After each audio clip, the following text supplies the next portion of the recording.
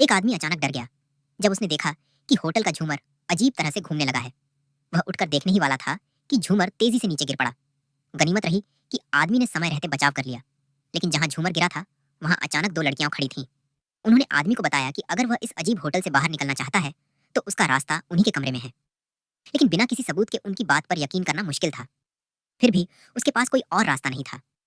वह पागलों की तरह बाहर निकलने का रास्ता ढूंढता रहा, लेकिन उसे कुछ नहीं मिला। जब वह एक अलमारी के पास पहुंचा तो उसके सामने एक अजीब सुरंग जैसा गड्ढा खुल गया।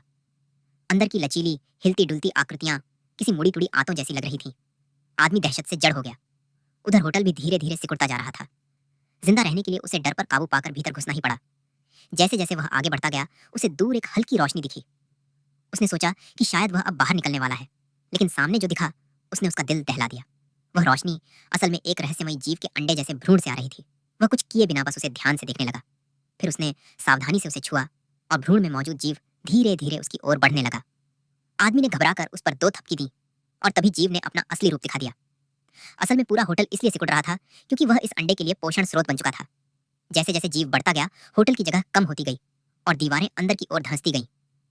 अचानक भ्रूण के अंदर का जीव परेशान हो उठा और सुरंग तेजी से सिकुड़ने लगी। पता चला कि अन्य कमरों के मेहमान भागने के लिए दरवाजे तोड़कर अंदर घुस चुके हैं। सामने की खून मांस से लिपटी सुरंग देखकर भी उन्हें डर नहीं लगा।